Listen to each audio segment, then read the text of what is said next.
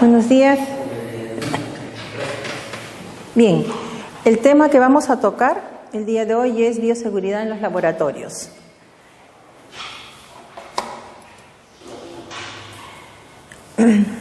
Este es un tema muy interesante, ¿no?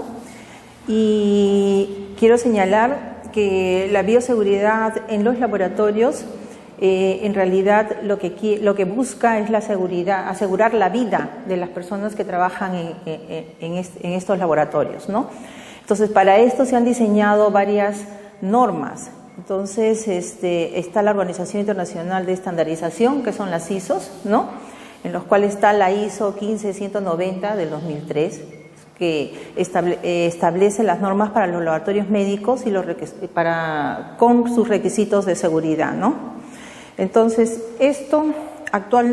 con esta norma actualmente se están rigiendo todos los laboratorios de diagnóstico médico, ¿sí? Pero también son aplicables para otros laboratorios, como son laboratorios de control de calidad de fármacos también, ¿no?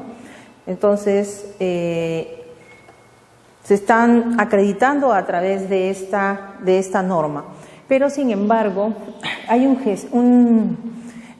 una gestión de sistemas integrados en los cuales esta norma de bioseguridad está dentro de esta gestión. ¿Por qué? Porque lo de bioseguridad es un pedacito nada más para asegurar la vida de las personas, pero también hay otros tipos de normas. Por ejemplo, está la IRAN 8300, y las OSAS de la 18001, en los cuales hablan sobre sistemas de gestión de seguridad y salud ocupacional. Entonces ya está integrado acá, ¿no? Entonces hay ciertos requisitos en los cuales se deben de cumplir y establecen ciertas normas. La IRAN es de Argentina, ¿sí? Está la ISO de 9001, que establece los sistemas de gestión de la calidad, ¿no? Y sus requerimientos. La 189 que habíamos hablado, ¿no? Para la competitividad de los laboratorios. Y también hay ISOs para la seguridad a nivel de medio ambiente, ¿no? Entonces, todos estos son lo que nosotros denominamos gestión de sistemas integrados, ¿no? Gestión de sistemas integrados. Y en conjunto, ¿no? Deben de trabajarse. ¿Por qué? Porque nosotros queremos asegurar la salud del personal, la salud de la gente que rodea a estos laboratorios, ¿no? O a estas instituciones o empresas que trabajan con algún problema de riesgo, ¿sí? Asegurar el medio ambiente, pero también hay que dar calidad, en este caso, asegurar que estás trabajando y que los resultados son de los productos que tú quieres analizar. Entonces, ¿qué cosa es bioseguridad? La Organización Mundial de la Salud ha sacado un manual, que es el Manual de Bioseguridad, ¿sí? El Manual de Bioseguridad, en la cual todos los laboratorios nos basamos en este manual, porque en este manual, como vamos a ver ahorita, tiene varios parámetros los cuales nos dan indicaciones tanto para la infraestructura, como para el personal, como para la vestimenta, ¿no? Para tener un laboratorio de seguridad. Entonces, bioseguridad es el conjunto de normas que se deben de aplicar en todo laboratorio con la finalidad de proteger al personal, o sea, el personal que labora en el laboratorio, ¿no? El laboratorio, porque no labora solamente una persona, sino todo un grupo de personas, y el medio ambiente, de agentes potencialmente infecciosos y peligrosos. Entonces, cuando uno habla de bioseguridad en el laboratorio, entiende que en estos laboratorios se van a trabajar con microorganismos potencialmente infecciosos o peligrosos, ¿no? Esto me dirán, no necesariamente. Sí, hay microorganismos que no son peligrosos y requieren trabajo también en el laboratorio. Entonces, para eso, la Organización Mundial de la Salud ha diseñado, ¿no? Varios niveles de bioseguridad. Entonces, la bioseguridad es universal. ¿Por qué? Porque es universal porque está dada universalmente y Todas las personas, no importa el sexo, la religión, ¿no?, el estrato social, debe estar segura en donde labora, ¿sí? Y hay barreras de protección. En este caso, las barreras de protección, ¿no?, generalmente te van a proteger de la transmisión de estos microorganismos con los cuales tú vas a trabajar y puedas contraer alguna enfermedad. Entonces, para eso una de las barreras es la vacunación y las físicas, en las cuales están todo el tipo de vestimenta que utilizas para los diferentes tipos de niveles en los cuales vas a trabajar con diferentes tipos de microorganismos. Las medidas de precaución, siempre no está de más decirlo, ¿no? Incluye los lavados de manos, el uso de la mascarilla, el control de estas vacunaciones, ¿no?, y algunas otras medidas que eviten que tú puedas contraer algún tipo de enfermedad por los procedimientos que tú realizas dentro de esos laboratorios, ¿no? Y también el manejo de los desechos. Entonces, son medidas, sí. Cuando mencionas sobre inmunización y vacunas, se refiere, por ejemplo, a los riesgos que están trabajando con... Claro, cuando uno trabaja en el laboratorio con hepatitis, por ejemplo, tiene que estar vacunado. Entonces, cuando tú entras a un laboratorio, tienes que primero preguntar con qué microorganismos vas a trabajar. Entonces, dependiendo de eso, tú tienes que tomarte las medidas de precaución. Si trabajan con, en este caso, extrayendo muestras de sangre, de hecho que tiene que ser con debes estar vacunado, ¿no? Debes estar vacunado.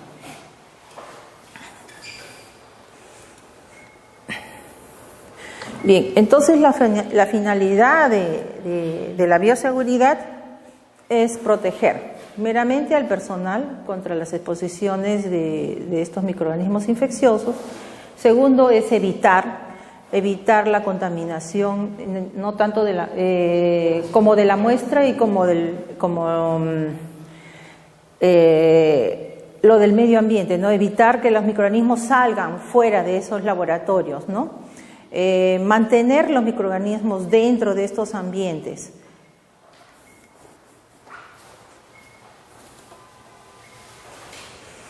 El término de contención es muy utilizado, su mismo nombre lo dice, contener, o sea, hay que utilizar elementos, ¿no?, o métodos los cuales contengan, ¿no?, o te protejan, por ejemplo. La vestimenta es una manera de protección o de contención de los microorganismos, ¿no? Entonces, el término de contención se utiliza para describir métodos seguros para manejar materiales infecciosos en el medio ambiente del laboratorio donde son manipulados o reservados, ¿no? En este caso son las gafas, los guantes. Uno debe utilizar pipetas, por ejemplo, no pipetear con la boca, que antiguamente se hacía, actualmente está totalmente prohibido, ¿no? Entonces, esto es para reducir o eliminar la exposición de quienes trabajan en los laboratorios u otras personas, ¿no?, y del medio ambiente externo a agentes potencialmente peligrosos. Cuando se habla de riesgo, implica la probabilidad de que ocurra un daño, ¿sí? La probabilidad de que ocurra un daño, ese es el riesgo. Entonces, lesión o enfermedad. Y este riesgo puede estar dado por sustancias capaces de causar daño, en este caso también por algunos microorganismos que te pueden causar daño, ¿no?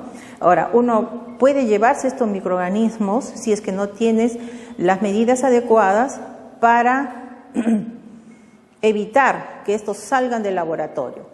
Estos riesgos pueden ser medidos, pero para ser medidos tienes que tener estadísticas, y para hacer esas estadísticas tienes que tener tus registros y haber realizado quizás algunas encuestas o tener registrado de los accidentes o incidentes que puedan haber habido en un laboratorio. Entonces, esto va a demorar, por ejemplo, si el laboratorio ya tiene un año de trabajo, entonces los mismos trabajadores pueden decirte cuáles han sido los incidentes que pueden haber tenido, o puede haber ocurrido algún accidente dentro del laboratorio. Entonces tú puedes sacar la probabilidad, ¿no? O medir el riesgo al final del año, ¿no? Y después, una vez que tú has medido el riesgo, que puede ser bajo, medio o alto, ¿no? Entonces tú puedes tomar o puedes prevenir tomando alguna medida de precaución, ¿sí? Entonces el riesgo se puede medir a través de una probabilidad, ¿no? Es porque el riesgo es una probabilidad. Entonces para eso necesitas registros. Y ese riesgo no se aplica solamente, o sea, el término de riesgo no solamente se aplica para los laboratorios, sino para cualquier sitio o empresa en la cual uno trabaje y está expuesto a algún accidente. Y esto generalmente ocurre, por ejemplo, en las empresas que trabajan con vidrio, ¿no? Porque el vidrio tiene que cortarlo, tiene que transportar de un sitio a otro. Utilizan máquinas potencialmente peligrosas. Entonces, ¿quién a veces no se ha amputado un dedo, ¿no? Entonces, ¿cuál es la medida que debo de tomar yo para que ese personal no vuelva a ocurrir lo mismo con otro, ¿no? De repente el personal trabaja en la noche y ha trabajado toda la mañana y ha ido a trabajar en la noche y en la noche está descuidado, ¿no? Entonces hay que asegurarse que de verdaderamente haya tomado las medidas de descanso para poder hacer este trabajo. Entonces, todo eso hay que medirlo. Antes de entrar a los tipos de agentes de riesgo, quiero mencionarles un poquito acerca del manual de bioseguridad. Yo les comenté de que hay un manual, que es el manual de bioseguridad de la Organización Mundial de la Salud. Ese manual está en esta hoja web que está señalada aquí en el slide, ¿no? Y no sé si se ve bien. No la tienen ahí. No la tienen porque esto lo he construido hace poco porque me pareció importante, ¿no? Porque si bien les pongo la referencia en el slide, en la ponencia anterior, ¿no? Es importante que conozcan cuál es el contenido, porque lo que yo les voy a traer es algo que está acá en este manual, ¿no? Unos pequeños datos, pero en realidad el manual de bioseguridad de la Organización Mundial de la Salud abarca mucho más partes. Por ejemplo, en la primera parte, ¿no? Tiene las directrices de materia de bioseguridad, o sea, cómo evalúas el riesgo microbiológico. Los laboratorios básicos, o sea, acá hablan sobre los niveles de bioseguridad. Nivel de bioseguridad 1, nivel de bioseguridad 2, está el 3 y el 4. O sea, hay 4 niveles de bioseguridad, ¿sí? Entonces, y cada uno de estos niveles, el 4, el 3, va jalando los niveles anteriores, o sea, el 1 y el 2. Por ejemplo, tienen un código de prácticas. Cuando se habla de código de prácticas, es porque tú eres conocedor, por ejemplo, de que si tú entras a un laboratorio, tienes que entrar con una vestimenta adecuada. Tú sabes, un código de prácticas es utilizar el símbolo de bioseguridad, ¿no? ¿Por qué? Porque dentro de ese laboratorio se está trabajando con material vivo. Entonces, tú inmediatamente lo ves y es un código de bioseguridad, ¿no? Es un símbolo de bioseguridad.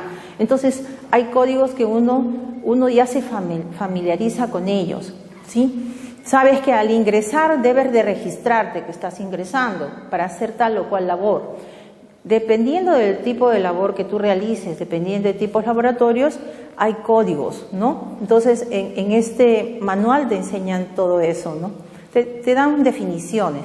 Hay diseño e instalación del laboratorio. Entonces, acá te dicen en los diferentes niveles cuáles son esos diseños y las instalaciones, cómo deben estar referidas dentro de esos laboratorios. Por ejemplo, las tuberías de agua, las tuberías de electricidad, ¿no? Por donde pasan los cordones. ¿Deben estar internos dentro de las paredes? Generalmente no es así, ¿no? Las vías de gas generalmente están afuera y están señaladas con un color, Nosotros sabemos que el color amarillo es para el gas, ¿no? O naranja, perdón, naranja. Amarillo electricidad y agua es celeste. Entonces, eso ya lo tenemos de memoria conocidos, ¿no? Y en la industria también ya saben eso, ¿no? Entonces, no es porque por facilidad hicieron que las tuberías estuvieran fuera, no, es porque ya el diseño tiene que ser así, ¿no?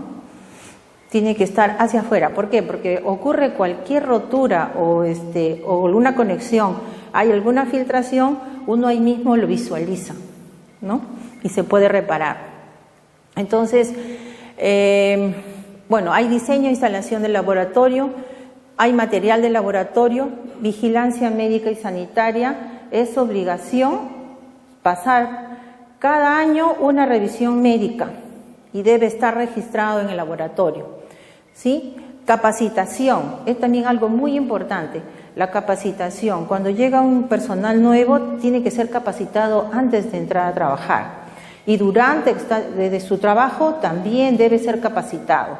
Entonces deben existir evaluaciones, o sea, no es para molestar al personal, sino es para saber que verdaderamente está cumpliendo una función adecuada, ¿no? La metodología que está aplicando es la adecuada. Manipulación de los desechos, la seguridad química, eléctrica, si hay radiológica y protección contra incendios y material de seguridad. Todo esto se debe cumplir en el nivel de bioseguridad 3. Y en el nivel de bioseguridad 3, ¿no? Te dicen que el código de prácticas es importante, el diseño e instalación del laboratorio, material del laboratorio y vigilancia médica y sanitaria, ¿no? O sea, debes poner énfasis en estos puntos en el nivel de bioseguridad 3. Igual que el nivel de bioseguridad 4, el diseño y la instalación del laboratorio. Cuando te ponen diseño e instalación del laboratorio, son diferentes para cada nivel. Por eso es que te resaltan esto de acá, ¿no? Pero lo anterior también se cumple para cada uno de estos niveles. Y la bioseguridad no es solamente para nivel microbiológico, sino también la parte microbiológica o los microorganismos también se trabajan en laboratorio con animales. Entonces también hay niveles de bioseguridad para trabajo con animales, ¿no?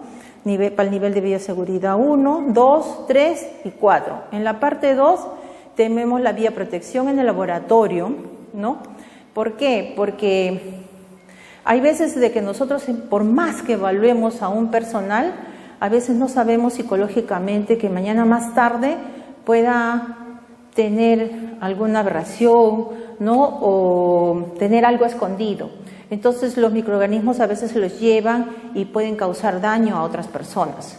Entonces siempre debe haber un comité de bioprotección, ¿no? Que esté chequeando al personal, o también para evitar lo que nosotros denominamos el bioterrorismo a través de productos biológicos, ¿no? No sé si ustedes recuerdan, pero en alguna oportunidad hubo que colocaron las esporas de Bacillus anthracis dentro de los sobres, ¿no? Y los comenzaron a mandar por correo, ¿no? Entonces hay una propagación. Bien, hay otra parte 3, que es equipo de laboratorio, donde te hablan sobre los equipos y las cámaras de seguridad biológica. Hay diferenciación y en el mercado existen, no toda esta variación.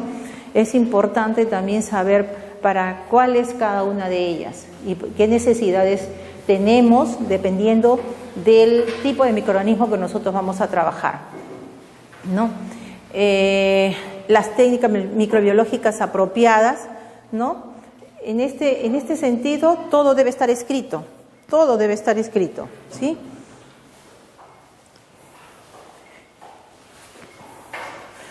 Actualmente se está trabajando mucho con microorganismos genéticamente modificados. Entonces nosotros debemos estar siempre atentos a las normas, ¿no? Existentes en cada país, en dónde se pueden trabajar y en dónde no se pueden trabajar. ¿Qué hay en relación a nuestro país? ¿Conocen algo sobre los organismos genéticamente modificados? Entonces se ha regulado que en nuestro país no debe haber no se debe utilizar en plantaciones, o sea, solamente hay trabajo a nivel de laboratorio, más debe estar encarcelado en estos laboratorios, pero no debe salir fuera, o sea, no se puede, tú puedes hacer los experimentos dentro de tu laboratorio, pero no los puedes sacar afuera en plantaciones, está restringido totalmente a nivel de laboratorio. Ese es diferente, pero producirlos y producir en escala en plantaciones no está prohibido, ¿no? Está regulado actualmente por el Estado, ¿no? Pero eso de consumirse, sí hay productos. Y ese es el Estado que los trae, ¿no? Bien. Lo que es seguridad química y eléctrica, también habla un poco sobre la seguridad química. Todos los productos controlados, por ejemplo, existe una serie de productos controlados, ¿no? Y los cuales están confinados y están totalmente auditados, digamos así, en las empresas, ¿no? Ahora ya no es antes era la, ¿cómo se llamaba esto? Ahora es la SUNAT la que está encargada del control de estos productos controlados, pero antes era no recuerdo, y no es DIGESA, es ahora me voy a acordar, espérense, pero sí, ¿no? Bien, de hecho que hay toda una lista de comprobación de seguridad, ¿no? Cuántos locales de laboratorio, los locales de almacenamiento, las instalaciones de sanidad, o sea, prácticamente uno tiene que tener sus registros, sus procedimientos controlados. Y finalmente, bueno, tiene las referencias, pero este manual es totalmente, es completo, ¿sí? Y está traducido en el español hasta el 2006. Pero hay los manuales, ¿no? En inglés, los cuales no han actualizado, pero sí hay adendas del 2017, ¿no? En este manual también hablan de la clasificación de microorganismos infecciosos por grupos de riesgo. Nosotros hablábamos del riesgo, ¿no? Y el riesgo de los laboratorios a nivel microbiológico, ¿no? Hablamos nosotros de 4 niveles en el laboratorio de trabajo. Una cosa es nivel de bioseguridad, 1, 2, 3 y 4. Y en cada uno de estos niveles se trabajan ciertos grupos de microorganismos. Entonces, en el nivel de bioseguridad 1 tenemos el grupo de riesgo 1, ¿sí? En los cuales, ahí hablan, es un riesgo individual, o sea, para la persona, y población es escaso o nulo, ¿sí? O sea, el riesgo individual. En el riesgo 1, generalmente, estos microorganismos no causan enfermedad, ¿no? Ni al ser humano, ni a los animales.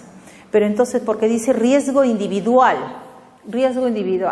ustedes saben que toda cosa consumida en exceso a veces causa daño, ¿no? Entonces, quién sabe se refieran a eso, el riesgo individual y poblacional escaso o nulo. Entonces son nulos, o sea, no hay nada. Pero, por ejemplo, si yo me como un yogur que tiene cualquier cantidad de lactobacillus, ¿sí? Bueno, los que contienen lactobacillus, porque ya se ha visto que hay algunos que no tienen, ¿no? Los naturales, me lo como en exceso, de hecho que me voy a producir un cuadro de diarrea, ¿no? Que con hidratación simplemente me sana, no deja secuelas y no te deja enfermedad, o sea, te curas automáticamente. O sea, no hay riesgo. En el riesgo 1, nivel de bioseguridad 1, no hay riesgo. En el grupo de riesgo 2, ¿no? Estamos hablando de agentes ya patógenos, ¿sí? De agentes patógenos. Entonces, acá hay un riesgo, como dice, moderado, tanto para el individuo como para la población. Entonces, ¿qué es lo que ocurre acá? Si tú te infectas con un microorganismo, este microorganismo te va a causar enfermedad. Pero al causarte la enfermedad, lo que va a pasar es de que puedes tener un tratamiento. Y al tener el tratamiento, pues te curas y no te deja secuelas. Sin embargo, en el riesgo 3 vamos a ver que sí deja secuelas, sí deja secuelas, ¿no? El riesgo 4, ¿no? Acá sí ya es elevado, tanto para el individuo como para la población. Si se escapa esto dentro de este laboratorio, los microorganismos, si se escapan hacia afuera, entonces puede causar un daño muy grave a la población, ¿no? Entonces son agentes patógenos que causan enfermedades muy graves, tanto a los humanos como a los animales. Se transmite fácilmente, ¿no? De un individuo a otro, directa o indirectamente, y no hay medidas preventivas ni terapéuticas eficaces. O sea, acá simplemente te quedas con la enfermedad. O sea, al final puedes llegar a la muerte, ¿no? Eso es lo que quería conversarles acerca de este manual. Este símbolo, ¿saben lo que significa el símbolo, no? El símbolo es peligro biológico. Donde se trabajan con microorganismos, siempre debe de existir estos símbolos, o sea, este símbolo. Hola, ¿qué tal? ¿No? ¿Qué significa ese símbolo? O sea, esas bolitas.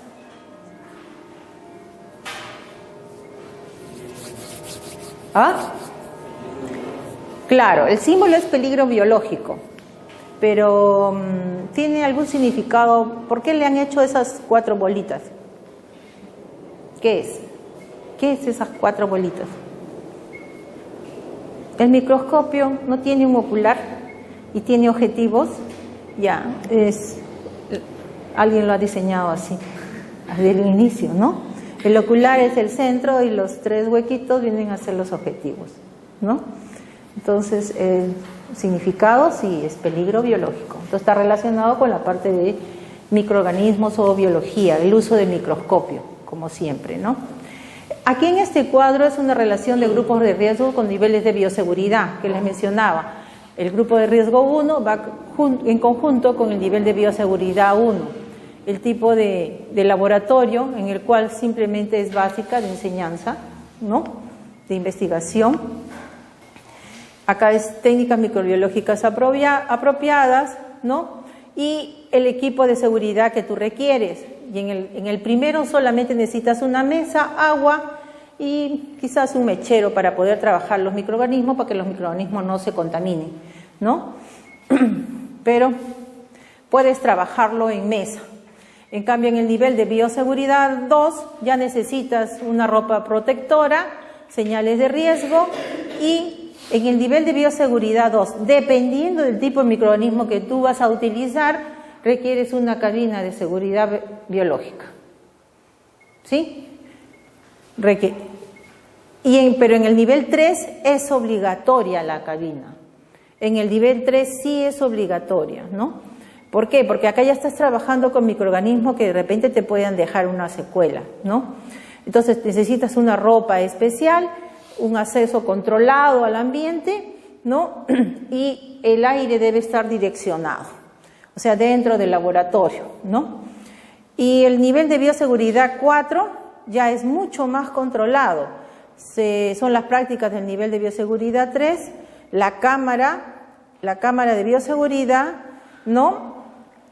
En este caso es nivel 3, o sea, van a ver que es con mangas, totalmente cerrado, ¿no? Aunque si está en un ambiente y está capacitado para trabajar este nivel de bioseguridad 4 con un equipo de vestimenta adecuada, ¿no? Entonces puedes utilizar todo el ambiente y puedes utilizar cabinas de bioseguridad 2, ¿no?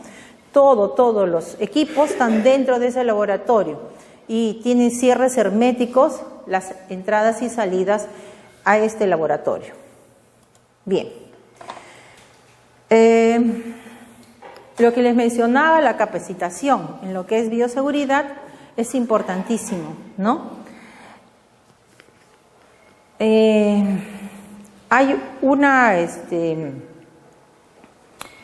Hay una compañía en Estados Unidos que son unos laboratorios especialmente diseñados para la enseñanza de lo que es bioseguridad, ¿no? Y específicamente lo hacen, ¿por qué? Porque en Estados Unidos sí tienen nivel de bioseguridad 4. Nosotros acá en Perú llegamos hasta nivel de bioseguridad 3. Y en Villa hay nivel de bioseguridad 3, ¿no?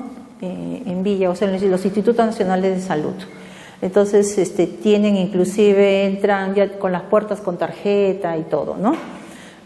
Entonces, para que puedan entrar a estos laboratorios, el personal tiene que estar entrenado, tiene que estar capacitado, tiene que estar entrenado principalmente a trabajar solo dentro de un laboratorio. ¿Por qué? Porque en ocasiones tú vas a estar dentro de ese laboratorio y tienes que estar concentrado en la actividad que tú vas a realizar. Entonces, primeramente que debes de conocer el método o el procedimiento que tú vas a seguir dentro de ese laboratorio antes de ingresar para poder trabajar, ¿no? Entonces, la capacitación del personal debe comprender la enseñanza de métodos seguros para utilizar procedimientos peligrosos que habitualmente afectan a todo el personal del laboratorio y que entrañan los siguientes riesgos. El riesgo de inhalación. Cuando tú utilizas simplemente las asas de siembra y las esterilizas, estás produciendo aerosoles, ¿no? Entonces, esos aerosoles podrían causarte daño. Algunas personas son un poco más alérgicas que otras. E inclusive hasta la vestimenta. Hay personas que son alérgicas a los guantes que se utilizan, los guantes quirúrgicos. Simplemente al talco que tiene esos guantes, se colocan y se enrojecen totalmente. Entonces uno tiene que empezar a conocerse también y ver qué tipo de guantes debo utilizar, ¿no? Entonces dice, riesgo de inhalación, o sea, formación de aerosoles, que puede ser que en el momento del uso de asas, las siembras de las placas en agar, el pipeteo, ¿no? Y principalmente cuando es inhalación es cuando se trabaja también con productos químicos. Con productos químicos ya te necesitas cabinas de extracción para poder traspasar el producto de un frasco a otro, quién sabe, ¿no? El riesgo de ingestión al manipular muestras, frotices y cultivos. No es necesario a veces de que el riesgo de ingestión sea en el momento de que tú agarres la muestra y te la metes a la boca, o no te laves las manos y te metas a la boca, ¿no? Sino que el momento que tú estás manipulando la muestra, si no tienes un tapaboca, entonces se produce la salpicadura y puede caer a tus labios, ¿no? Inconscientemente uno saca la lengua, ¿no? Entonces también estás ingiriendo. Entonces hay que tener mucho cuidado, ¿no? Los riesgos de inoculación, en este caso, es cuando uno está tomando las muestras. En lo que es prácticas clínicas, ¿no? Muchas veces ha ocurrido que uno se ha inoculado cuando está sacándole sangre a un paciente a veces, ¿no? Por eso a veces no utilizan un solo guante, utilizan hasta 3 guantes, ¿no? Eso no quiere decir de que no va a pasar la aguja va a pasar, pero la cantidad de sangre que pase va a ser mínima, ¿no? Y está demostrado, hay un estudio sobre eso. Entonces, si yo voy a sacar sangre, es mejor ponerme hasta 3 guantes, ¿no? Principalmente cuando yo sé que voy a ir a tomarle sangre a pacientes altamente peligrosos, ¿no? Llámese las enfermedades de HIV, ¿no? El riesgo de mordedura y arañazos, ¿no? Cuando uno manipula animales, o la manipulación de sangre o materiales patológicos potencialmente peligrosos. Y la descontaminación y eliminación de material infeccioso. Acá se tiene que tener cajas especiales, tanto para material de vidrio, como envases especialmente para descartar las jeringas y las agujas, ¿no? Que es cuando, en el caso de la descontaminación o la eliminación, uno a veces agarra las bolsas, no lo agarra adecuadamente, o está fuera alguna aguja y puede pincharse, ¿no? Entonces, la capacitación es importante. Antes de entrar a cualquier laboratorio a trabajar, es necesario que el personal o la persona que esté ingresando reciba una capacitación, ¿no? Este cuadro de acá es porque no solamente hay que cuidarse, ¿no? O hay que tener laboratorios de niveles de bioseguridad tanto del 1 al 4 para el ser humano, sino, o analistas, ¿no? Sino también hay que considerar los grupos de riesgo cuando uno trabaja con animales, o sea, tiene que tener un bioterio adecuado, ¿no? No porque voy a trabajar con los animales solamente voy a acondicionar un ambiente y no le voy a poner aire acondicionado, no le voy a poner un extractor, ¿no? Sino que tiene que estar en un ambiente adecuado. Uno también debe estar totalmente protegido, ¿sí? Entonces hay niveles de bioseguridad también cuando uno trabaja con animales, ¿no? Y algo muy importante que están viéndose, actualmente hay comités de éticas para evaluar los proyectos de investigación que se van a realizar con animales. Inclusive a veces hay otro comité para humanos, pero también hay comité para animales. ¿Por qué? Porque se ha visto que el sacrificio de los animales a veces no tiene que ser doloroso, ¿no? Entonces, sacrificarlos con el procedimiento menos cruel posible, ¿no? Eso te especifica este manual de la Organización Mundial de la Salud. Bien, hasta ahí este manual. Y continuemos con nuestra clase. Entonces, los tipos de riesgo, cuando hablamos de tipos de riesgo, ¿no? Hablamos de agentes biológicos que hemos visto, que vienen a ser, en este caso, todos aquellos microorganismos con los cuales nosotros trabajamos dentro de un laboratorio, ¿no? Pero también dentro del laboratorio podemos trabajar con algunos productos químicos, ¿no? Y estos serían los agentes químicos. Entonces, para cada uno de estos riesgos también hay agentes físicos y mecánicos, y para cada uno de estos riesgos hay ciertos pictogramas. En este caso, esos pictogramas nosotros también tenemos que estar familiarizados con ellos y conocer qué significa cada uno de ellos, ¿no? Porque cada uno de ellos nos va a marcar el riesgo, ¿sí? Y los colores también. Los colores, cuando es rojo es peligro, ¿no? Y cuando es amarillo es un riesgo, ¿no? Es un riesgo A, dependiendo del símbolo, o símbolo de advertencia, ¿sí? Y cuando es celeste, ¿qué es? Un riesgo para la salud, es celeste. Un riesgo para la salud.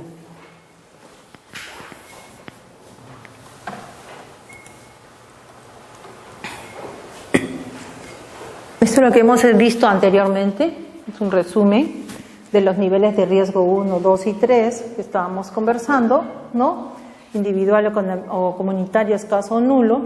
Su actividad es para multiplicar a los microorganismos y poderlos utilizar generalmente a nivel de la industria alimentaria. Se utiliza mucho el nivel de bioseguridad 1, ¿no?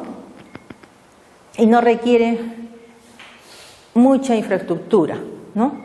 En cambio, en el nivel de bioseguridad 2, ya acá se va a multiplicar y se va a diseminar a los microorganismos. Si bien el riesgo es bajo y no te produce secuelas, si te produce algún tipo de enfermedad, no, es necesario utilizar ya las cabinas de bioseguridad también, ¿sí? Y en el nivel, no lo dice ahí, pero es necesario, como les mencioné anteriormente. ¿Por qué? Porque hay que controlar, en este caso, algunos de los aerosoles que se puedan producir, ¿no? Y el nivel de bioseguridad 3, como les mencioné, aquí sí te deja secuelas la enfermedad, si es que la contraes por algún tipo de microorganismo, ¿no?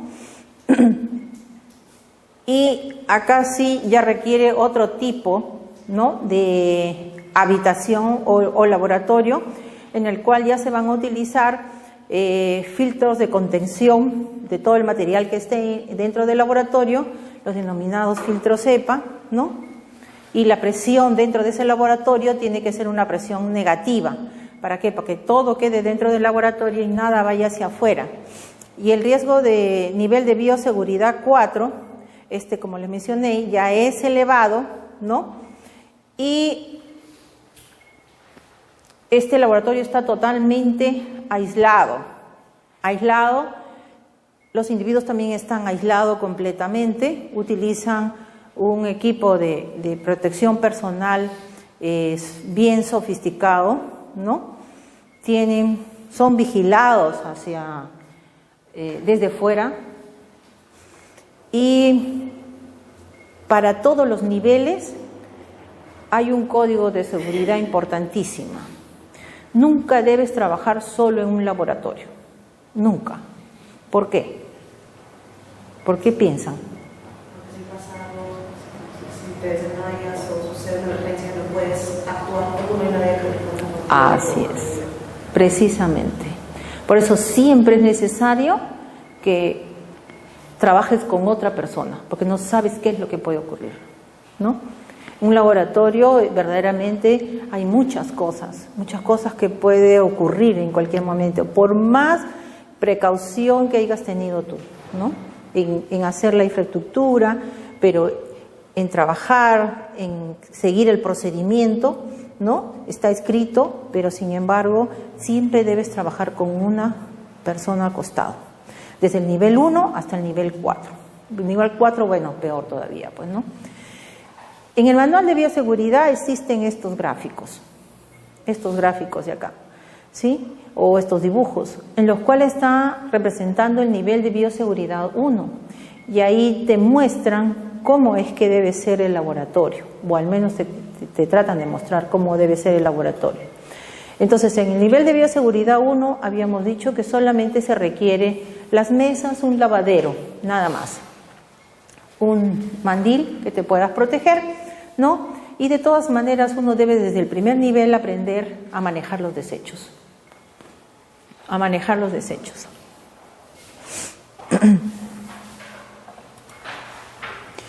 El nivel de bioseguridad 2, ¿no? Acá sí ya se requiere una cabina de flujo laminar, ¿sí? Una cabina de flujo laminar. Y lo otro, voy a apagar esto.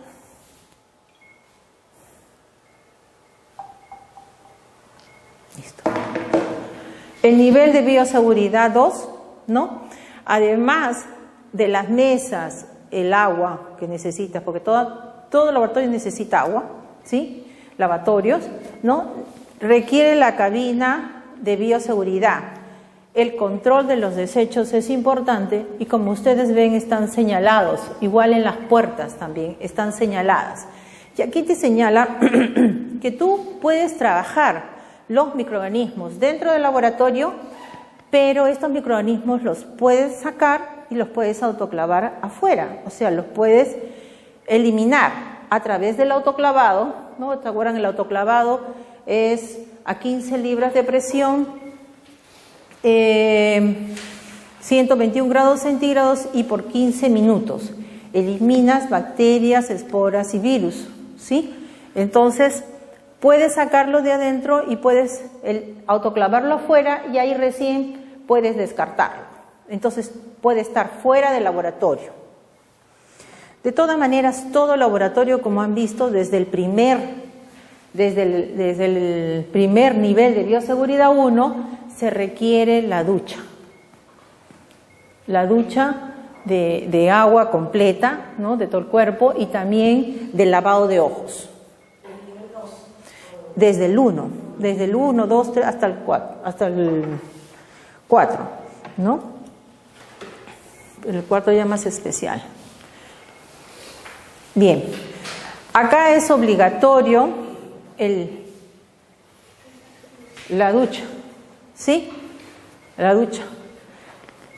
Ahora, la autoclave, ¿dónde está? La autoclave está dentro, y es el nivel de bioseguridad 3.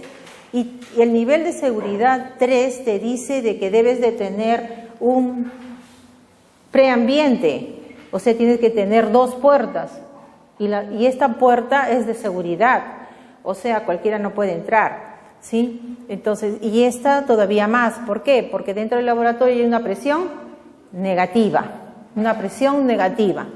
entonces tú ingresas acá y simplemente te cambias totalmente toda la vestimenta. Entras con una vestimenta especial dentro del laboratorio, ¿sí? Tienes tus cabinas de bioseguridad, la autoclave está dentro y toda la señalización correspondiente tanto en material de desecho como en las puertas. Y es obligatorio el duchado después de salir, ¿no? ¿Por qué? Porque estás trabajando ya con microorganismos potencialmente peligrosos, ¿no? Esto también es el nivel de bioseguridad 3, ¿sí? Donde acá hay, si bien hay armarios, ¿sí? Tú requieres cabinas de bioseguridad para poder trabajar, ¿no? Entonces estás totalmente cerrado todo tu cabello con los gorros, los guantes, ¿no? Las batas. Internamente también tienes vestimenta adecuada para poder ingresar, ¿no? Esa vestimenta no va a casa por ningún motivo. En dentro pueden haber cuartos independientes, son de doble puerta, equipos dentro de las áreas, campanas de flujo laminar, uso de vestimenta descartables, guantes y la presión negativa con los filtros EPA. O sea, se habla de filtros EPA, ¿no? Si bien las cabinas ya están especializadas para resguardar simplemente el microorganismo dentro y que no salga dentro de estas cabinas, ¿no? El aire que se respira, digamos, dentro de este ambiente viene de fuera y ese aire tiene que salir, o sea, no sirve de reflujo, ¿sí? Entonces hay ductos especiales, ¿no? En los cuales, no está acá, pero contienen un sobretecho. Y en ese sobretecho están los ductos de aire acondicionado, digamos así, por donde jala el aire, o extractores también, jalan el aire y están con filtros cepas, donde pueden atrapar a cualquier microorganismo que pueda salir por ahí, ¿no? O todo lo que está dentro del ambiente del laboratorio. Y esos filtros también son tratados adecuadamente. El nivel de bioseguridad 4 ya es más exigente. En este nivel de bioseguridad 4 tenemos una infraestructura especial. En esta infraestructura, en la cual es especial, ¿no? Es todo como ven ustedes, es todo un laboratorio, ¿no? O edificación en la cual hay trabajo de laboratorio, ¿no? Y tiene que también tener habitaciones, digamos así, de cuarentena, en el cual si hay alguna fuga o algo, el personal tiene que establecerse y para establecerse tiene que tener todas las comodidades, ¿no? Y también tiene que tener un área donde se deseche todo ese material adecuadamente, o sea, tiene que tener un tratamiento especial, ¿sí? Las cabinas de bioseguridad generalmente son cerradas, en algunos casos se utilizan cabinas abiertas, pero generalmente son cerradas. ¿Qué tipo de microorganismos generalmente se trabajan con este tipo de cabinas? Son los virus hemorrágicos. Son los virus hemorrágicos, aquellos que no se pueden a veces controlar, ¿no? Entonces es el nivel de bioseguridad 4. Entonces, agentes infecciosos con alto riesgo de patogenicidad y no hay cura, ¿no?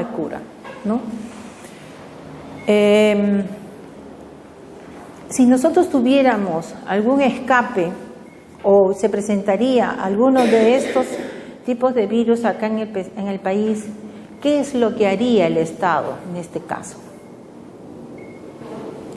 Si nosotros tuviéramos o se presentarían alguno de estos virus dentro de nuestro país, ¿no? ¿Qué es lo que haría el Estado? ¿Qué es lo que podría hacer el Estado?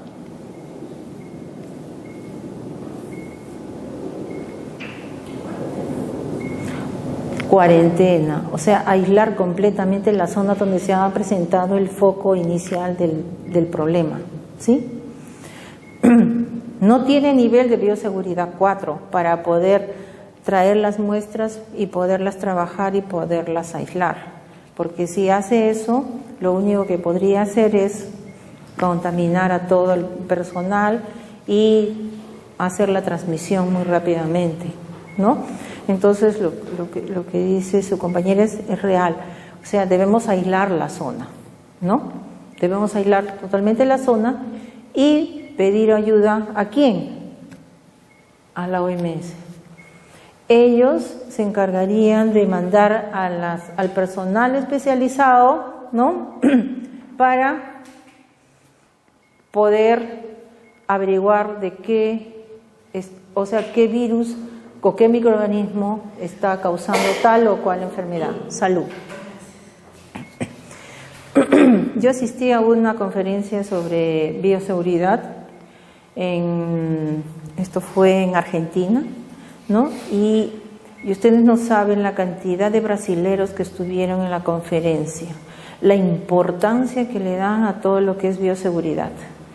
Ellos en sus distintos estados han visto la necesidad de poner áreas o laboratorios del nivel de bioseguridad 3 y ya estaban armando los niveles de bioseguridad 4, ¿no? Y sin embargo acá en el país solamente existe el nivel de bioseguridad 3 y lo tenemos en Chorrillos. Después hay algunos que quieren ser niveles de bioseguridad 3. Cayetano tiene nivel de bioseguridad 3 porque trabaja con Mycobacterium tuberculosis. Pero yo les digo, o sea, está bien, está un poco aislado, está restringida el ingreso y todo, pero no es lo adecuado. Lo adecuado es verdaderamente que esté totalmente aislado. O sea, que en ese laboratorio solamente se trabaja en nivel de bioseguridad 3, ¿no? Y ¿cómo se llama? Y eso significa verdaderamente contar con una infraestructura adecuada. O sea, necesitas terreno, necesitas ganar terreno, necesitas bastante espacio. ¿Por qué? Porque ese nivel de bioseguridad 3 no es que vayas a trabajar todos los días, o sea, no va a estar ocupado todos los días. Ustedes saben que cuando trabajas en microbiología, trabajas unas 2 horas y después te retiras, ¿no? Entonces, no es que vas a trabajar constantemente. Entonces, quién sabe, piensen de que trabajar en ese ambiente es perder el espacio, ¿no? Pero en realidad no es así, porque cuando se presentan las situaciones, ¿no? Hay todo un procedimiento para poder ingresar, hay todo un procedimiento para poder trabajar, hay todo un procedimiento para poder aislar, para investigar, ¿no? Entonces es necesario esos niveles.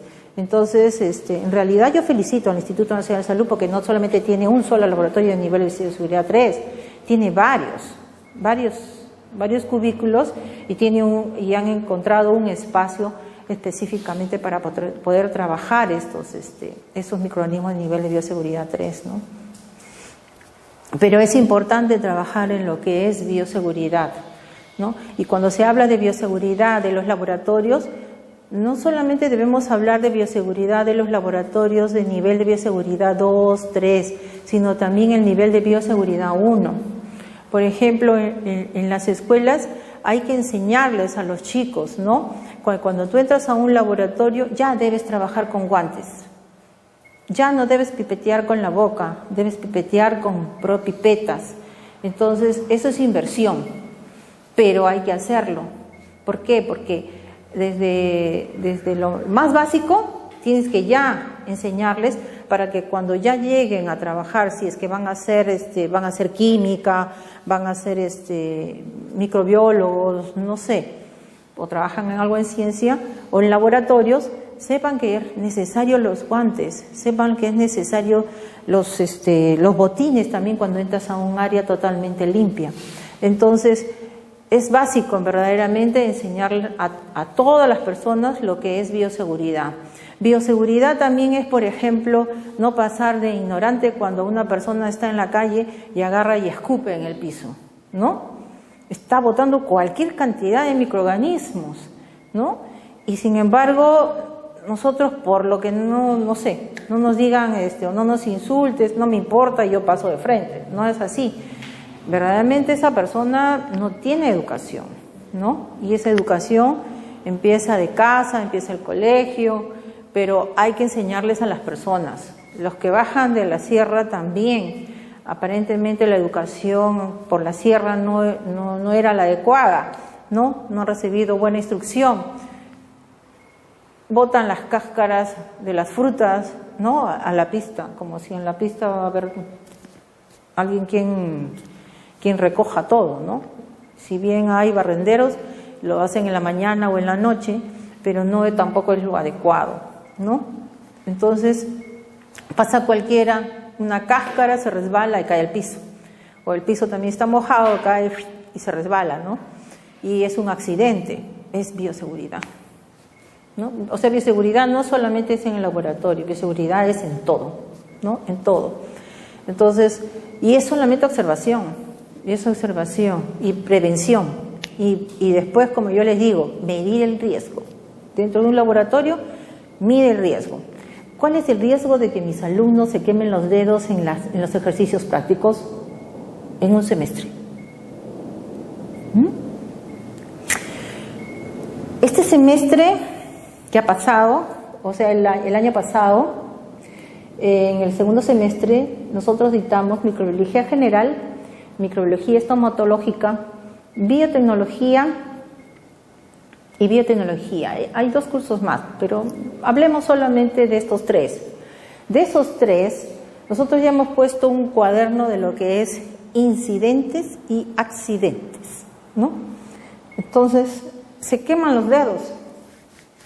¿Por qué? Porque en biología, cuando llevan biología, utilizan tenazas de madera para secar la lámina o calentar algo en el mechero. Y cuando llevan microbiología, no hay tenazas. Utilizan sus dedos para calentar la lámina. Entonces, cuando están calentando, están hablando. Entonces se pasa el tiempo y se calienta la lámina, se queman los dedos. ¿No es así? Y la otra es cuando están sembrando, ¿no? Están sembrando, no sé qué hacen, pero la cuestión es de que pasan a veces ponen el dedo, ¿no? Y también, y tienen guante puesto en la mano. Entonces la quemadura es más fuerte, ¿no? Entonces ha ocurrido. Entonces la probabilidad que ocurra es entre 2 y 3 alumnos en el semestre, no más. 2 o 3 alumnos en el semestre. Pero, o sea, no podemos reducir el riesgo. No sé por qué, pero no podemos reducir el riesgo. Entonces, reducir el riesgo significaría comprarles las tenazas de madera para que puedan calentar. Y creo que eso es lo que voy a hacer. Porque, o sea, el riesgo tendría que ser 0, nulo, porque son estudiantes. Entonces, hay que ver la posibilidad, o si no... Pero también que si les compro las tenazas, lo que hacen es calentar demasiado y queman la célula. Entonces, a la hora de teñirla, no sé si verán algo, ¿no? Entonces, esa es otra probabilidad, porque se dice de que no deben de calentarlo, sino simplemente someterlo al calor para que se seque, para que tenga una buena fijación la lámina. Entonces, si se queman el dedo, quiere decir que también pues la muestra está quemada, ¿no? Pero bueno, entonces, bioseguridad realmente también es observación, bastante observación, y por supuesto en estos laboratorios lo que se necesita son de que se lea el manual, se lean los procedimientos, existan los registros. Entonces, de esa manera uno puede evitar muchos accidentes, ¿sí? Bien, entonces, una de las barreras primarias están las cabinas de bioseguridad. Dentro de las cabinas de bioseguridad habíamos dicho que existen varias clases. Entonces hay clase 1, clase 2, clase 3, ¿no? La clase 1 generalmente están clasificadas por el tipo de presión y el manejo de aire que tienen las cabinas dentro de ellas. Todas las cabinas de bioseguridad tienen filtros cepas, donde se queda atrapado prácticamente los microorganismos existentes. Entonces, para eso también no es simplemente yo compro la cabina y la uso todo el tiempo posible. No es así. Nosotros tenemos que controlar dentro de las cabinas si verdaderamente de repente el filtro EPA se perforó, ¿no? Y no está atrapando adecuadamente todos los contaminantes que podamos nosotros trabajar. Entonces, dice, es una cabina que trabaja a presión negativa y está abierta frontalmente, ¿no? No previene la exposición por contacto a materiales peligrosos. Bien, entonces, esta es una cabina de seguridad biológica clase 1, simples. Hay unas que tienen vidrios al delante que te protegen, hay otras que están totalmente libres y no hay protección. La única protección es tu material personal, ¿no? Esto es la clase 2, ¿no? Protege al ambiente y a la muestra también, ¿no? Pero miren la circulación de aire, ¿no? En todas las cabinas, o sea, se filtra aire y entra aire estéril completamente, ¿no? Pero esta tiene un extractor. Entonces existen 4 tipos encima: A, B1, B2, B3, ¿no? Correspondientes a la manipulación de la cepa de los niveles 2 y 3 y ambientes de contención P3, o sea, bioseguridad 2, bioseguridad 3, ¿sí? Entonces es el manejo de aire, o sea, es reciclaje pero del mismo ambiente, o sea, en el mismo ambiente sale el aire, ingresa y nuevamente se recircula, ¿no? Aire estéril. Y acá simplemente hablan de los tipos A, como se menciona, tipo A, tipo B, B2 y B3, ¿no? Entonces hablan sobre la recirculación de aire en la clase 2 tipo A, ¿no? Aproximadamente 70% del aire sobre el área de trabajo y 30% es extraído, ¿no? No previene las exposiciones por contacto a materiales peligrosos. Y la cabina de clase 2 tipo B, hay una recirculación aproximada del 30% del aire sobre el área de trabajo y 70% del extraído, o sea, hacia afuera, ¿no? La cabina de clase 2 tipo B2, ¿no? Es una extracción total, o sea, extrae el 100%, ¿no?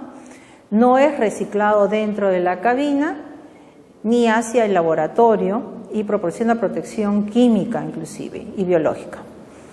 Y la clase 2 tipo B3, ¿no? Los conductos contaminados son positivamente presurizados, igual que los conductos cargados negativamente, y cualquier fuga en el conducto contaminado, estos que quedan en la cabina y no es en el medio ambiente. O sea, estos son mucho más seguros. Entonces, estas indicaciones de qué tipo de cabina yo voy a utilizar depende mucho del tipo de microorganismo con el cual yo voy a trabajar.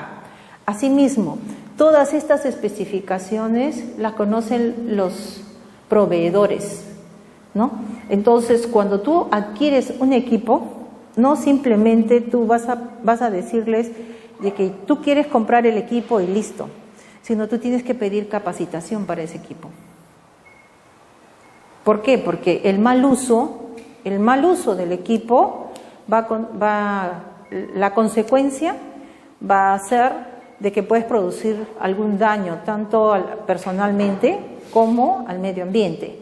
Entonces tú tienes que asegurarte, y una manera de asegurarse es capacitándote, y la única capacitación que quien conoce es el que vende el equipo, ¿no?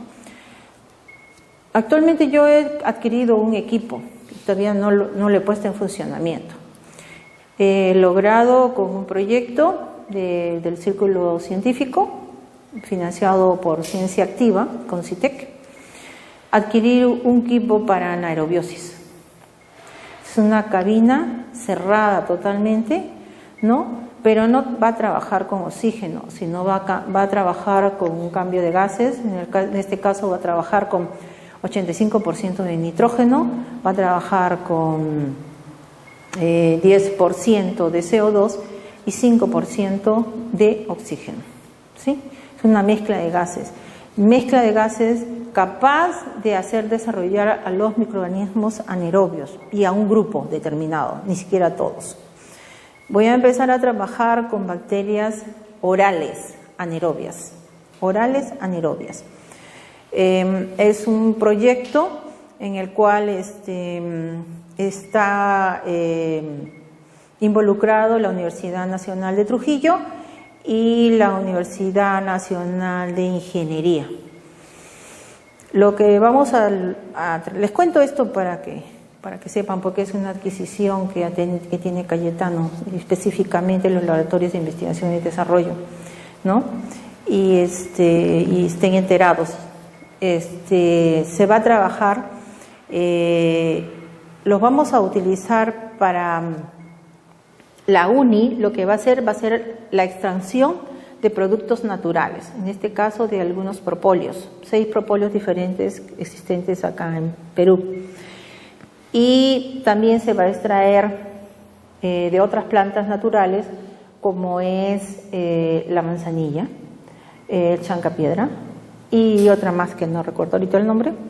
Son 3 plantas, y una vez que ellos hayan extraído el producto, el extracto etanólico en bruto, digamos así, ¿no? Vamos a probarlas con las bacterias que producen caries y periodontitis. Entonces, las que producen periodontitis son las bacterias anaerobias, y las que producen caries son microaerofílicas y son aerobias. Entonces, vamos a probar por una serie de cepas. Estas cepas van a ser adquiridas porque todavía no llegan, a través de la ATCC. La ATCC es el instituto encargado de tener cepas ya caracterizadas genotípica y fenotípicamente, ¿no? Y van a llegar dentro de poco. Entonces son cepas estándares y vamos a trabajar con ellas. Entonces entre ellas están las anaerobias, las microaerófilas y las aerobias. Entonces vamos a conservarlas y vamos a trabajar con ellas y vamos a exponerlas a estos extractos y ver si tienen alguna actividad. Pero no solamente así, no solamente ellas, sino la otra cosa es de que no solamente los microorganismos, específicamente un microorganismo te produce caries. Si bien se sabe que el que te produce caries es el Streptococcus mutans, ¿no? Hay algunos extractos o sustancias orales enjuagatorios, ¿no? Que están sirviendo para mejorar la dentadura y evitar estas caries.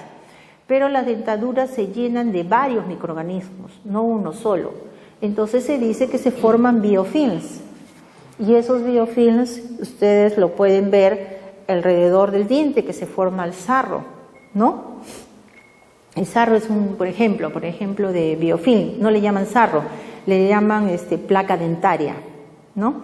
Entonces la placa dentaria son varios microorganismos, y entre esos microorganismos están los aerobios, los microaerófilos y los anaerobios. Anaerobios cuando ya es mucho más profundo, ¿sí? Y se producen las periodontitis, o sea, los famosos abscesos, ¿no? Están los anaerobios. Entonces, lo que vamos a hacer es crear un biofilms, y para eso vamos a utilizar dientes de animales, ¿sí? Y vamos a crear el biofilm con los microorganismos que hemos adquirido. Y esos, de hecho, que como se trabaja con bacterias anaerobias, se necesitan cabinas especiales o cámaras especiales de anaerobiosis. Esas cámaras de anaerobiosis es diferentes a estas cabinas de bioseguridad. Estas cabinas de bioseguridad clase 1, clase 2 y clase 3 son cabinas para trabajar con microorganismos aerobios, ¿no? O quizás también la de bioseguridad 3 podría trabajarse con bacterias anaerobias siempre y cuando tengan la mezcla de gases adecuado, porque es una cabina totalmente cerrada. Pero ustedes han visto de que tienen filtros en los cuales sale el aire hacia afuera, está expulsado. Y alguna de las cabinas recicla el aire, ¿no? Esta no. Esta cabina tiene un sistema de que elimina todo el contenido interno cuando tú haces que se elimine, ¿no? O sea, tú provocas la eliminación. Y tiene filtros también que evitan que los microorganismos salgan, solamente salen los gases. Bien, entonces, eso ha adquirido ahorita Cayetano. Y ahorita estamos en el proceso de implementación Y la capacitación nos va a dar la compañía que nos ha vendido el equipo. Entonces, por eso le digo, cada vez que ustedes adquieran un equipo nuevo, lo primero que tienen que hacer es leerse el manual del equipo y después pedir la capacitación, ¿no? Una vez que tú pides la capacitación, ya estás capacitado y estableces todos los parámetros en tu laboratorio para que puedas utilizar el equipo. Y ese equipo se entrena a una persona y después tienes que pasar estos conocimientos hacia otras personas, o sea, capacitar a la gente de tu laboratorio, porque tú solo no te puedes quedar con toda la información. Porque cualquier accidente que ocurra, entonces la otra persona tiene que saber qué es lo que pasó, ¿no? Entonces, así funcionan los laboratorios. Todos los conocimientos hay que transmitirlos, ¿no? Bien, esta es la cabina de bioseguridad 3, ¿no? En la cual se utilizan estos tipos de mangas, ¿no? Para poder trabajar. Todo es totalmente cerrado, ¿no? Nivel de bioseguridad 4. Este simplemente es un cuadro, ¿no? De selección de cabinas biológicas según riesgo, que te dice el tipo de cabina que debes utilizar dependiendo del riesgo, ¿no? Entonces, un ejemplo, por ejemplo, de riesgo 1, ¿con qué microorganismo podríamos trabajar?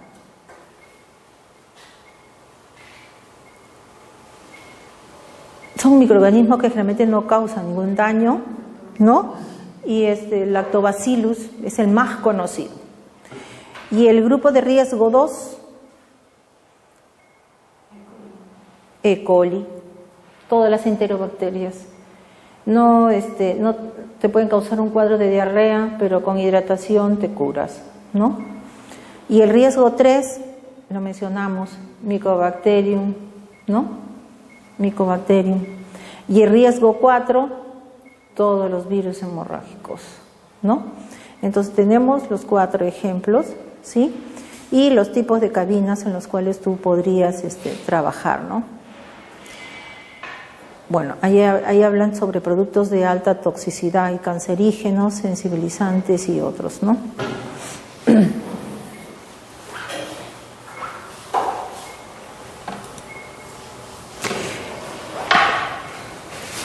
Este es un laboratorio de nivel de bioseguridad 4, que en el futuro quizás podamos hacer una inversión para ello, ¿no? Todo depende de las autoridades y de los gestores, o sea, los directores de cada uno de los centros de salud que nosotros conocemos, ¿no? Que el Instituto Nacional de Salud ya debería pensar en este nivel de bioseguridad 4. ¿Conocen NANRU? ¿Sí? Ellos trabajan con virus, ¿no? Y tienen niveles de bioseguridad 3, pero sus laboratorios también están bien implementados, ¿no? Están bien implementados. Entonces, acá es un equipo de protección personal de nivel 4, nivel de bioseguridad 4, aislamiento completo del exterior, conexión con fuentes de aire limpio y trabajo requerido en campanas de flujo laminar, ¿no? Ellos están conectados fuera. Si bien trabajas dentro del laboratorio, no puedes trabajar solo. Tiene que haber una persona acá. Ahora, tienes que estar concentrado para poder trabajar acá, ¿sí? O sea, tú recibes un entrenamiento para poder trabajar solo también, ¿sí? Hay vigilancia externa. O sea, te están vigilando, monitoreando, ¿no? Todo lo que está ocurriendo dentro.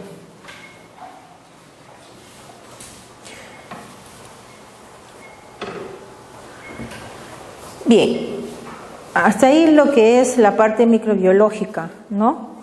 O sea, el trabajo con microorganismos. Sin embargo, hay riesgos también químicos, habíamos dicho, ¿sí? Entonces, cuando se hablan cuando hablamos de ¿cómo se llama? Riesgos químicos, entonces hablamos de sustancias químicas. Entonces, dentro de esas sustancias químicas tenemos los riesgos de sustancias tóxicas, las cancerígenas, las inflamables, las explosivas y las corrosivas. Ahorita, actualmente, creo que les mencioné, hay productos controlados, productos químicos controlados. Son todos esos productos en los cuales son utilizados para la fabricación de productos, ¿cómo se llaman estos? Estos productos para los narcotraficantes, ¿no? Entonces, por culpa de ellos todo está controlado. No podemos hacer, o sea, no podemos utilizar el metanol así nomás. No podemos usar, ¿qué más es? Metanol, ácido sulfúrico, ácido clorhídrico. No, clorhídrico no tanto, es el sulfúrico, ¿no? Ácido sulfúrico, el hexano, el metanol, los carbonatos, todos los carbonatos, ¿no? Sodio, de sulfato, todos los carbonatos, ¿sí? Están prohibidos. Y eso es, si tú compras diluido, igual también. No, tampoco. Está controlado. Entonces hay que tener cuidado, hay que sacar registro para poder utilizar. Y de repente que por ahí te cae la SUNAT y te fregaste, ¿sí? Bien, entonces también hay pictogramas específicamente en el cual te señala qué tipo de sustancias es, ¿no? Entonces también debemos estar, como se llama, familiarizados en esto. Este es explosivo, por ejemplo, ¿no? Acá es una llama, entonces inflamable.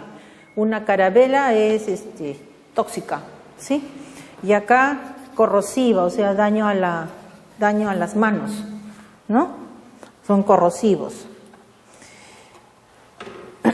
Cuando uno también compra un producto, en la etiqueta hay cierta información que a veces es demasiado pequeño, de verdaderamente que a veces es tan pequeño que uno tiene que utilizar lupa para poder, ¿cómo se llama?, ver estas especificaciones, pero es necesario. Y también a veces tienen sus pictogramas en los cuales te están señalando, ¿no? Por ejemplo, que acá es, ¿cómo se llama?, explosivo, ¿no? Y acá, ¿qué cosa es? Irritante. Es irritante, ¿no? Este es el peróxido de dibenzoil. Acá te dice que es alto riesgo de explosión por choque, fricción, fuego. Hay algunas consideraciones, ¿no? Entonces, hay algunas consideraciones que uno debe de tomarlo, ¿no?, antes de usar el producto. Inclusive en las hojas de seguridad te hablan hasta el tipo de guante que debes utilizar para poder trabajar estos productos, ¿no? Esto me imagino que algunos de ustedes ya lo conocen, ¿no? Y esto de acá, ¿qué cosa es? ¿En dónde se usa?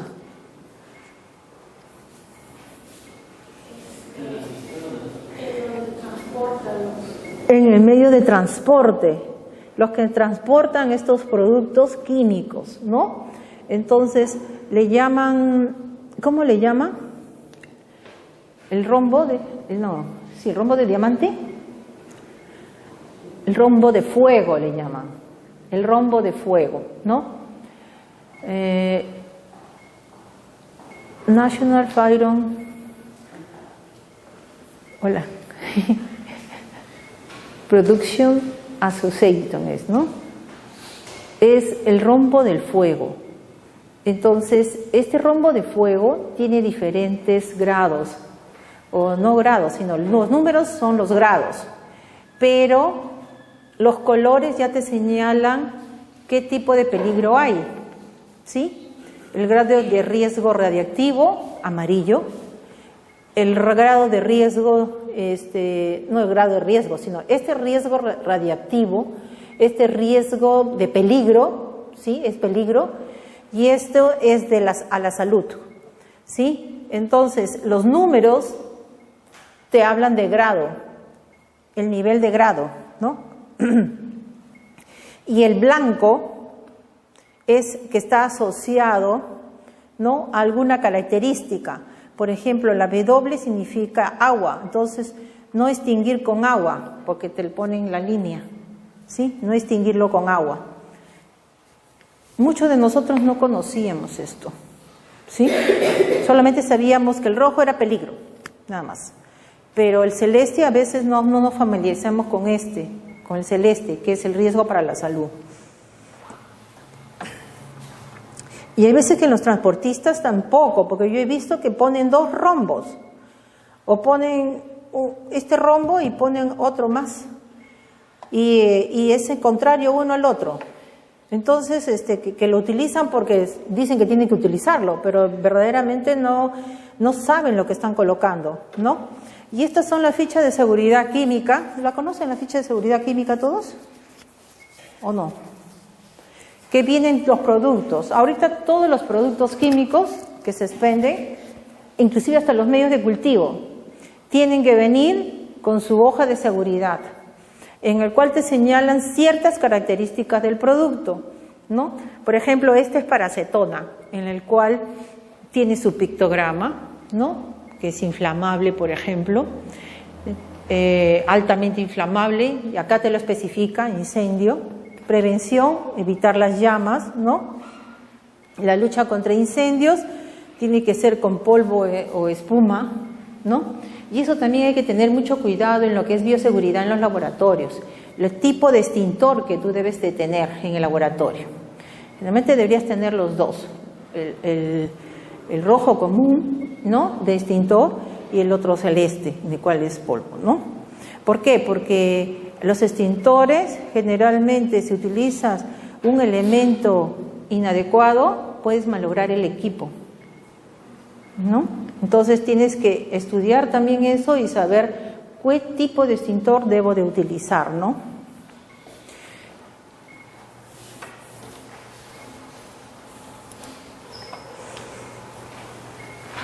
Está la inhalación, el peligro de inhalación, el peligro a la piel, a los ojos, ¿no? Y la ingestión, ¿sí?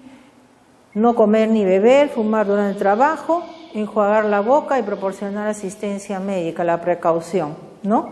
Que te produce náuseas, vómitos, eso es si ingieres. ¿Quién va a ingerir acetona? El olor nomás ya te está botando, ¿no? Pues las gafas para los ojos es importante. A veces uno por apurado abre nomás el frasco y de repente salen los aerosoles, ¿no? Y después tienes los ojos irritados, la nariz irritada completamente, ¿no? Y es por el producto químico en el cual tú estás utilizando. A veces hemos abierto los envases de ácido sulfúrico, ácido clorhídrico, ¿no? Y a veces hemos inhalado y la nariz es, ¿cómo se llama? El problema, ¿no? Entonces también trae algunos datos importantes en los cuales siempre nosotros debemos estar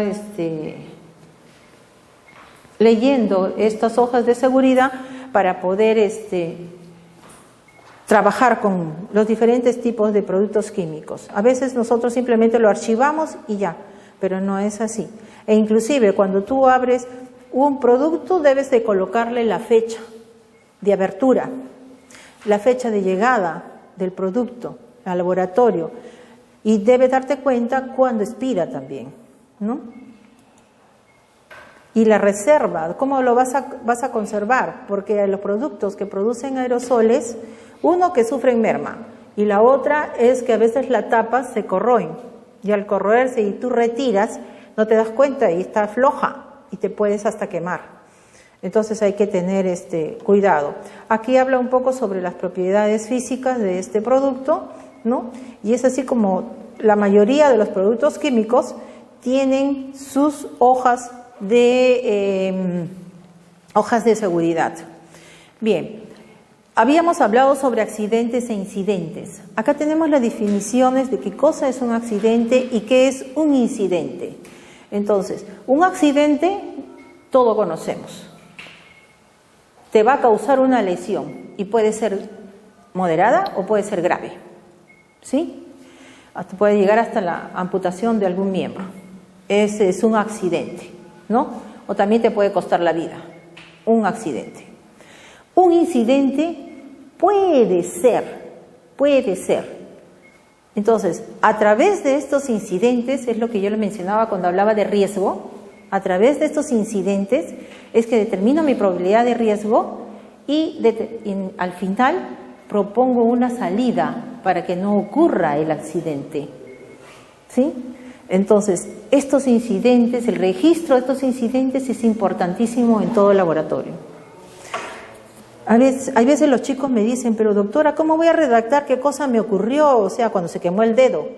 Entonces yo le digo, pero es importante para mí, ¿no? Es importante porque, o sea, yo al final saco mi estadística de cuánto se han quemado y cómo se han quemado, ¿no? Es importante. Bueno, eso el laboratorio ya lo conocen, no sé si ustedes han salido cuando se han modernizado todos los laboratorios, ¿no? Nuestro laboratorio de microbiología cuenta con 3 mesas de este tipo, ¿sí? Actualmente hemos adquirido ya 12 microscopios más, 12, ya tenemos ahora 32 microscopios, ¿no? Y no se permite más allá de 35 alumnos en el laboratorio, ¿sí? Para que puedan trabajar de 2 en 2, ¿no? Tienen sus 6 lavaderos, porque tienen 6 mesas y tienen 6 lavaderos. Cada mesa tiene un lavadero. Y como ven, todos usan guantes, ¿sí? Entonces, simplemente para recordarles que cuando se utilizan productos químicos, ¿no? Es importante los guantes, las gafas protectoras, las máscaras, ¿no? Para el manejo de estos productos químicos. Hay que seguir las advertencias y las instrucciones de las etiquetas de los productos químicos. No hay que mezclar los productos químicos. Esto trajo como consecuencia en el Instituto de la Papa una explosión, ¿sí? Una explosión. Gracias a Dios que fue en la noche y no hubo ningún personal, ¿sí? Pero no hay que mezclar los productos químicos, ¿no? El conocimiento, la capacitación de los procedimientos de emergencia, ¿no? Deben de conocerse. Hay que mantener cerrados los envases cuando no estén en uso, deben estar bien almacenados, generalmente en cámaras extractoras, ¿no? Para aquellos que producen aerosoles, y en áreas bien ventiladas, aquellos otros productos que no, bueno, que los aerosoles son muy bajos, ¿no? Y ya hay algunos criterios mínimos para la organización de un laboratorio. Entonces, en un laboratorio primero tienes que saber qué cosa es lo que tú vas a trabajar dentro de ese laboratorio. Entonces tienes que describir ese laboratorio, ¿no? Debe haber un organigrama del laboratorio, o sea, quién es la cabeza, hacia quién me voy a dirigir, ¿no? Y tienes que repartir las funciones y responsabilidades de cada uno de estas áreas. La formación y la calificación del personal, no solamente en el momento que están trabajando, sino en el momento que tú vas a adquirir a ese personal, o sea, vas a incluirlo dentro de tu laboratorio. Entonces, tienes que evaluarlo y después tienes que capacitarlo y formarlo, ¿no? Dice un listado maestro de actividades o servicios que realiza el laboratorio. Cuando es clínico, tú prestas servicios, ¿no? Cuando prestas esos servicios, tienes que tener un listado adecuado para prestar mejor servicio. Entonces, eso ya es gestión, ¿no? Tienes que tener tu manual de obtención y transporte de muestras, ¿no? Y procedimientos normalizados de trabajo para cada uno de los ensayos que realizas. Tienes que tener los registros de, si es análisis clínicos, de para análisis clínicos. En este caso tienes que tener los registros de los equipos, principalmente refrigeradoras, estufas, autoclaves. Eso es lo que se requiere en un laboratorio de microbiología, los registros, ¿no? La calidad de los medios, cuál de los medios en el mercado es el mejor.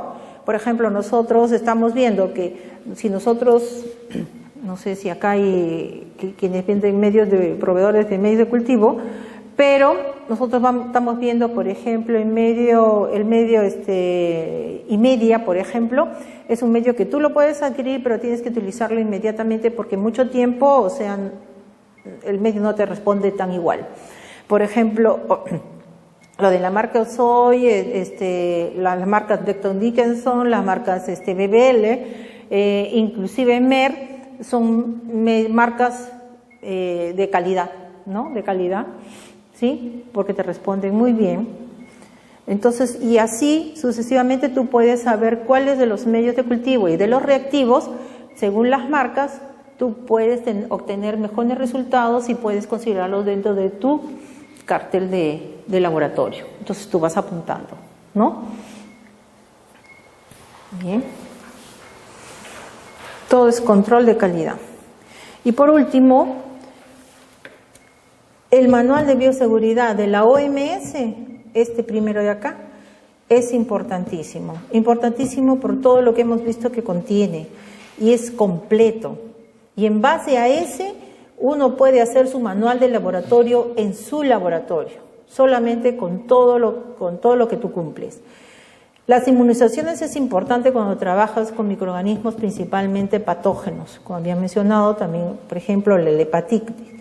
Y el manejo de los desechos también es importante. El manejo de los desechos, el tipo de bolsas es importantísimo. Actualmente ya los diferenciamos por colores, entonces esos colores nos señalan qué tipo de producto, ¿no?, tienes en cada una de estas bolsas. Y las rojas principalmente son las de bioseguridad. Entonces tienes que saber cómo eliminar los desechos, ¿no? Entonces todo material microbiológico siempre que tiene que estar autoclavado antes de ser eliminado hacia afuera, ¿no? Y generalmente damos el tratamiento a nivel de autoclave y al final termina con la incineración, que utilizas ya a terceros, ¿no?, que se llevan el material y se supone que deben de esterilizarlo, de incinerarlo, o sea, deben de eliminarlo completamente, ¿no? Bien, esto solamente para la gestión de la eliminación de los desechos, donde también se elabora el manual de procedimientos, se capacita al personal, ¿no? Acá dice definir un de evacuación y monitoreo. Cuando se habla de monitoreo es porque tú tienes que hacerle seguimiento a las personas que se llevan todos los desechos y ver verdaderamente a dónde lo llevan y cómo lo desechan, para asegurarte, lo que generalmente a veces no hacemos, ¿no? Pero eso se debe hacer y debe estar registrado, ¿sí? Cuando autoclavas también tú debes utilizar algunos controles biológicos para asegurarte verdaderamente que tú estás eliminando verdaderamente los desechos, ¿no?, que tu sistema está funcionando. Entonces debe utilizarse controles, ¿no? Igual, debe registrar, todo se registra, ¿no? Estas acciones correctivas, si es que no ocurre, tienes que levantar el acta y ver cómo lo corriges, y tienes que hacerlo. Registrar las intervenciones, planificar el mantenimiento y prevención de los equipos. Esa es otra cosa importante. El mantenimiento de los equipos es obligado. Y ese mantenimiento de equipos, por ejemplo, cuando tú compras un equipo, tú puedes pagar para que te hagan el mantenimiento, ya sea anual, ¿no? ¿Por qué? Porque es necesario que el equipo tenga mantenimiento. Entonces, algunas compañías te venden el equipo, pero también te venden el mantenimiento. Entonces, si eso lo hace la compañía, pues asegúrate, pagas un poco más, ¿no? Pero te aseguras de que tu equipo va a estar con un buen mantenimiento y te van a dar el registro, que es lo importante. Entonces, ¿qué es lo que pasa? Lo que pasa es de que ahorita los laboratorios tienen que certificarse. Como certificados, o sea que tú emites un certificado, el laboratorio va a tener mayor costo, los análisis. Pero si tú no estás certificado por ninguna ente, en este caso ahorita Indecopi está certificando, el Ministerio de, ¿cuál es? Indecopi certifica. Y hay otra, bueno, SGS también te certifica. Pero cuando a ti te certifica, el costo del análisis se eleva porque das un certificado con valor.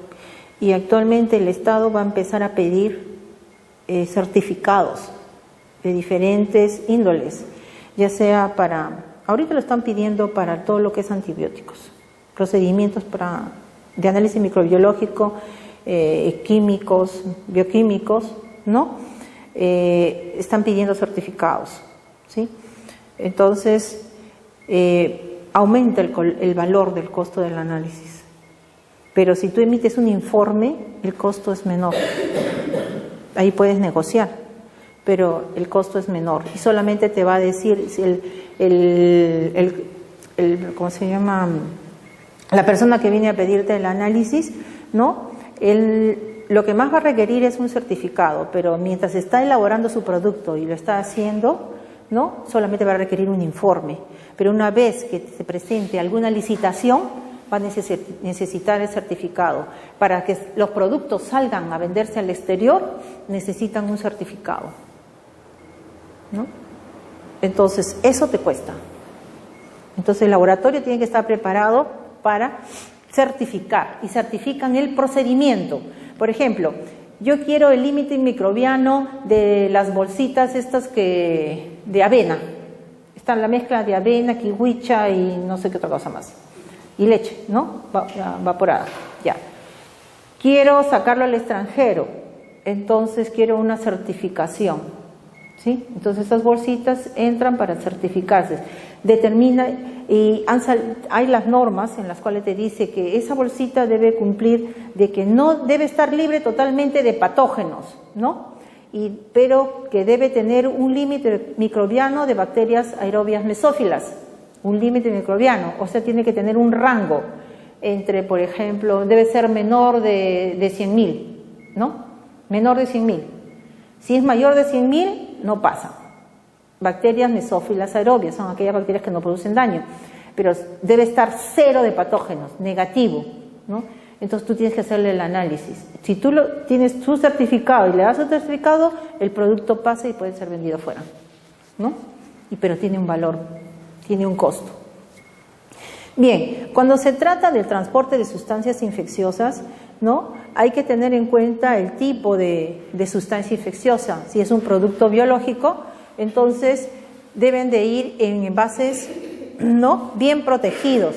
Acá está la bacteria en un tubo que va forrado prácticamente con papel o especial, ¿no? Dentro de un tubo, y este tubo puede ser de metal o puede ser de cartón grueso, ¿sí? Va dentro de otro tubo, otro envase cilíndrico, en el cual también indique el peligro, que es el material biológico, ¿no?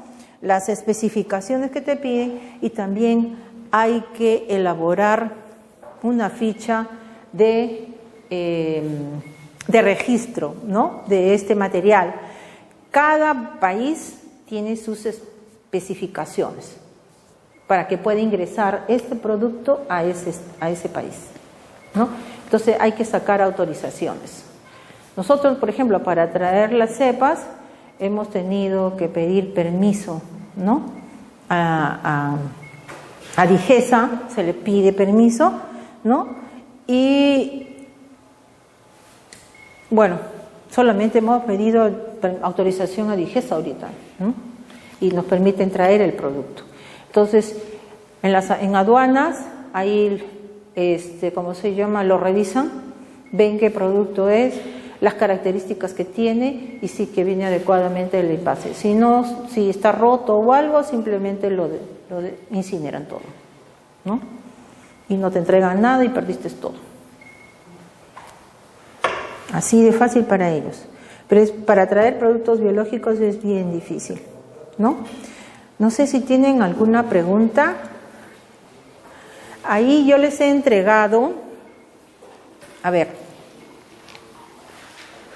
están los slides que les he mencionado, los dos, pero acá hay un cuestionario, de acá.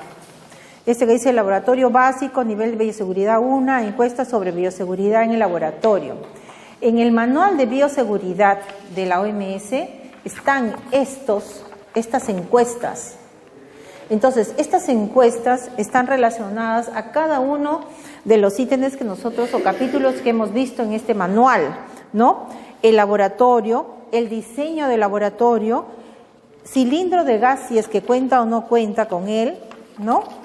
Está también las sustancias químicas, congeladoras, el equipo eléctrico, el equipo de protección personal, gestión de residuos, programas de salud y seguridad en el trabajo. Estos son para laboratorios muy grandes. Dependiendo del tipo de laboratorio, tú puedes construir tu encuesta, ¿sí? Tu encuesta, ¿no? Centrales técnicas, prácticas de procedimientos, organización general del laboratorio, protección contra incendios, baños calientes a temperatura constante, y de acuerdo a tu laboratorio tú puedes diseñar algo parecido a esta encuesta, ¿sí? A esta encuesta, para evaluar el laboratorio que tú tienes, ¿sí? Y exigirte cada vez más, ¿no?, las condiciones de bioseguridad que necesitas.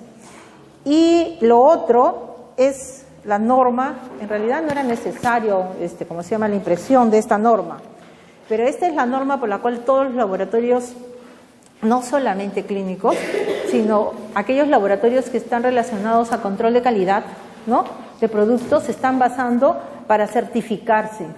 Si tú cumples esto, todo esto, ¿no?, te puedes certificar. Pides tu certificación y con esto levantas el nivel de laboratorio, ¿sí?